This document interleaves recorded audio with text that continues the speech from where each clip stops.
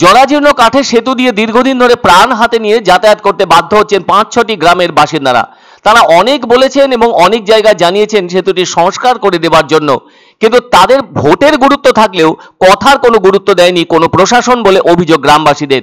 তবুও ভালো যে ওই এলাকার বিধায়ক সেতুর ভগ্নদশার কথা অন্ততপক্ষে স্বীকার করেছেন। সেতুটির চেহারা যদি কেউ দেখেন, তারা আর যাই হোক ওই সেতু পেরিয়ে ওপারে যাওয়ার ব্যাপারে হিম্মত দেখাবেন না, কেননা সেই সেতুর কাঠের পাটাতন ভেঙে পড়েছে নিচে থাকা খালের জলে। আর পাটাতন সরে যাওয়া সেতুর ওপর দিয়েই অতগুলো গ্রামের বাসিন্দারা বিপদ মাথায় নিয়ে যাওয়া আসা করছেন। একবার কোনোভাবে পাটাতনহীন ফাঁকা অংশ দিয়ে কেউ পা ফসকালে তাকে পড়ে যেতে হবে ওই সেই খালের মধ্যে। স্থানীয়দের কাছ থেকে জানা গেছে অনেকবারই গ্রামবাসীদের অনেকেই দুর্ঘটনার কবলে পড়েছেন। আর ওই অসাধারণ সেতুটি রয়েছে দক্ষিণ ২৪ পরগনার কুলপি বিধানসভার গোপালনগর এলাকায়। ওই জরাজীর্ণ কাঠের সেতুর একদিকে রয়েছে কুলপি গ্রাম পঞ্চায়েত আর অন্যদিকে রয়েছে কামারচক গ্রাম পঞ্চায়েত। আর এই দুর্বল কাঠের সেতুর ওপর দিয়েই দুটো পঞ্চায়েতের ৫-৬টি গ্রামের মানুষ যাতায়াত করে থাকছেন। ওই গ্রামগুলির মধ্যে রয়েছে মশামারি, গোপালনগর, মল্লিকপাড়া, মণ্ডলপাড়া ও ঘোষপাড়া। এদিকে এই বেহাল কাঠের সেতুর কারণে গাড়ি চলাচল একেবারেই বন্ধ রয়েছে, ফলে চরম অসুবিধার সম্মুখীন হচ্ছেন কয়েক হাজার গ্রামবাসী। এছাড়া একেবারে যেন প্রাণ হাতে করে স্কুল কলেজে যাতায়াত করতে হচ্ছে ছাত্রছাত্রীদের।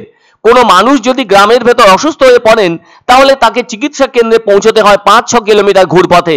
একাধিকবার গ্রামবাসীরা স্থানীয় পঞ্চায়েত থেকে শুরু করে দিদিকে বলো, ইরিগেশন সহ প্রত্যেকটি প্রয়োজনীয় দপ্তরকে জানিয়েছেন জরাজীর্ণ কাঠের সেতুটির হাল ফেরানোর ব্যাপারে, কিন্তু কিছুতেই কিছু হয়নি। আর ভোটের সময় আসলে অনেক প্রতিশ্রুতি শোনা যায়, তখন দেখা যায় কোনো রকম করে মেরামত করে দেওয়া হয়েছে। আবার কিছুদিন যেতে না যেতেই ওই কাঠের সেতুর জীর্ণদশা সামনে এসে পড়ে। আর এই অঞ্চলের একাধিক গ্রামের হাজার হাজার মানুষের চলাচলের একমাত্র প্রয়োজনীয় কাঠের সেতুর ভগ্নদশার কথা অন্ততপক্ষে স্বীকার করে নিয়েছেন কুলপির বিধায়ক নিজেও।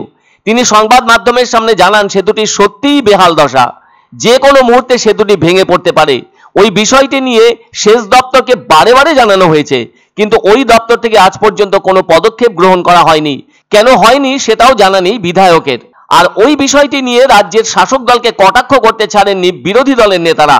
এদিকে দুই গ্রাম পঞ্চায়েতের টানাপোড়েনের মধ্যে পড়ে চরম ভোগান্তির শিকার হচ্ছেন সাধারণ মানুষ।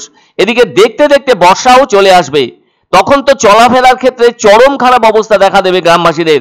ফলে দুর্ভোগে থাকা গ্রামবাসীরা বলছেন তাদের ওই গুরুত্বপূর্ণ জরাজীর্ণ কাঠের সেতুর হাল ফেরাতে সরকারের পক্ষ থেকে যদি সময় নেওয়া হয়, তাহলে তা হতে পারে 18 মাসে বছর হিসেবে। অনেক লোক তো পড়ে গেছে, কত লোক এখানে পড়ে গেছে, কিন্তু কি করবে, কিছু করার নেই। যাদের বলছে তারাই সাড়া করছে না, খালি সরকারের ঘর দাও, এই দাও, তাই দাও, লোক ছুটছে। পোলের কথা আপত্তি নেই, আর কেউ তো পোলের কথা ভাবছে হতো না, খালি ভোটের জন্য আসছে। কি করে সদস্যের কাছে আমরা সমস্ত সব দরখাস্ত সব দেওয়া আছে।